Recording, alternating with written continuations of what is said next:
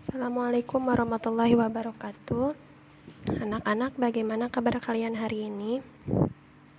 Hari ini kita bertemu lagi dalam pembelajaran TIK bersama Ibu Fatma, guru SMP IT Bina Insani Cikampek. Nah, anak-anak, pada kesempatan hari ini kita akan membahas mengenai web browser. Sebelum memulai pembelajaran, alangkah baiknya kita berdoa terlebih dahulu. Bismillahirrahmanirrahim. Rabbi zidni ilman warzuqni fahma waj'alni minas solihin. Ya Allah, tambahkanlah aku ilmu dan berikanlah aku kemampuan untuk memahaminya, dan jadikanlah aku termasuk golongan orang-orang yang soleh. Amin. Nah, anak-anak, apa sih tujuan pembelajaran kita hari ini? Yaitu yang pertama, agar kalian dapat menyebutkan jenis-jenis dari web browser. Kemudian kalian dapat mengetahui kelebihan dan kelemahan dari web browser. Anak-anak, tahukah kalian bahwa web browser itu adalah perangkat lunak atau software yang digunakan untuk mencari, mengakses, dan menampilkan halaman web, terutama situs-situs atau website dan konten lain yang ada di internet. Jadi web browser ini sering sekali kalian gunakan. Oke, kita lihat ya. Nah, web browser ini menerjemahkan halaman situs web yang dikirimkan menggunakan HTTP atau HTTPS atau singkatan dari Hypertext Transfer Protocol atau FTP, Protokol Transfer File, menjadi konten yang dapat dibaca oleh kita. Kemudian apa sih fungsi dari web browser ini? Nah, fungsi utamanya itu adalah sebagai penghubung antara user atau pengguna dan juga situs-situs dari website. Nah, kemudian beberapa fungsi dari web browser ini yaitu untuk menampilkan halaman atau situs-situs website, menerjemahkan skrip tampilan yang menarik, menjamin keamanan situs website yang dikunjungi, mendukung penyimpanan data halaman secara offline, kemudian memberikan dukungan untuk akses ke mesin-mesin pencari seperti Google, Yahoo, dan lain-lain. Nah, itu adalah fungsi dari web browser. Kemudian jenisnya nih. Nah, mungkin sering kalian lihat tuh jenis-jenis dari web browser. Ada Mozilla Firefox, ada UC Browser, kemudian ada Quick Browser, kemudian ada Google Chrome. Nih, yang sering kalian gunakan yang mana nih? Kalau ibu sering menggunakan Google Chrome. Oke, yang pertama di sini ada Google Chrome. Pasti kalian sudah tidak asing lagi dengan logo dari Google Chrome ini.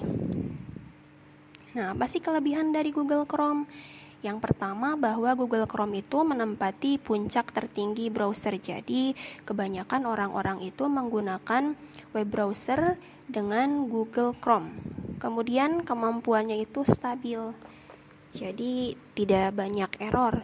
Kemudian, desainnya juga yang responsif, dapat mendeteksi keyword.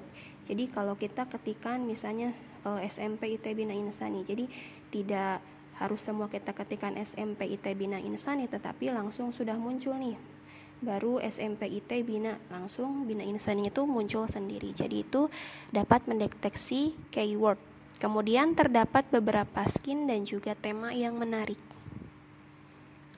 Nah, kalau kekurangannya itu bahwa Google Chrome tidak dapat diinstal untuk perangkat yang memiliki RAM kecil.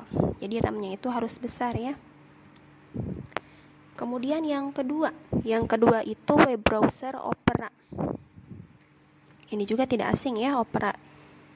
Ada Opera Mini ya, Opera Mini juga ada yang biasa kita gunakan di HP tuh. Nah, kelebihannya itu bahwa performanya itu cepat. Kemudian dapat menghemat paket data, tidak mudah terkena proteksi pelanggaran privasi, memiliki fitur VPN, dan juga ada mode hemat baterai. Kalau kekurangannya, tidak dapat melihat info halaman yang diakses, tidak dapat merubah shortcut key, apabila banyak histori menjadi sangat lambat. Kemudian yang ketiga ada Microsoft Edge. Nah, Microsoft Edge ini adalah tampilan dari Microsoft Edge. Kelebihannya yaitu penggunanya sangat friendly ya. Jadi gampang, mudah, tidak asing nih. Dapat mengusir protokol yang tidak aman. Pencariannya cepat, aman, dan juga nyaman. Kalau kekurangannya tidak dapat banyak menambah ekstensi. Kemudian selanjutnya ada Mozilla Firefox. Ini juga tidak asing lagi untuk kita ya. Nah, kelebihan dari Mozilla ini perkembangannya cukup pesat, kemudian keamanannya yang sangat ampuh, konfigurasinya lengkap, ukuran aplikasinya relatif kecil. Kalau kekurangannya itu ketika loading sangat lama untuk membuka pertama kali. Kemudian beberapa fasilitas email tidak dapat berjalan dengan baik. Kemudian selanjutnya ada Internet Explorer. Mungkin dulu sering kalian gunakan, kalau sekarang kebanyakan sudah tidak menggunakan Internet Explorer. Nah, kelebihannya itu tidak membutuhkan RAM yang besar. Jadi biasanya digunakan untuk komputer-komputer atau laptop zaman dulu ya.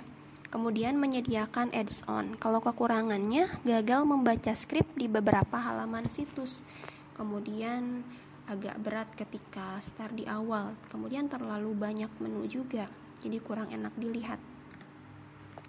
Kemudian selanjutnya ada Vivaldi. Vivaldi cukup asing sih kalau bagi ibu. Kalau kelebihannya itu aksesnya cepat, tidak perlu aplikasi tambahan untuk catatan dan tangkapan layar. Kemudian membuka halaman web bisa berdampingan. Kemudian dapat menggabungkan beberapa tabs. Kalau kekurangannya itu Java belum berjalan dengan baik pada Vivaldi. Kemudian yang selanjutnya adalah Safari.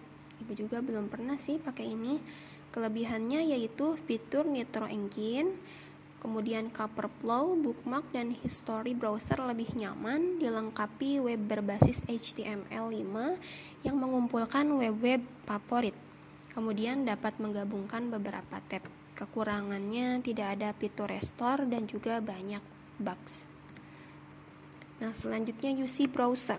Nah, ini pasti kalian pernah menggunakan UC Browser. Kelebihannya add-on user friendly, keamanan dari data-data kita, kemudian ada mode malam juga.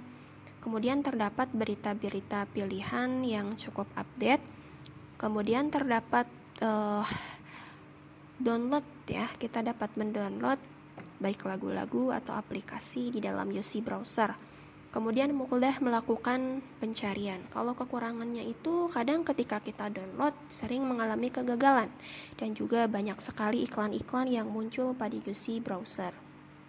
Nah, anak-anak, cukup sekian ya materi dari Ibu mengenai web browser hari ini. Semoga ilmu yang kita dapatkan menjadi ilmu yang bermanfaat. Amin. Wassalamualaikum warahmatullahi wabarakatuh.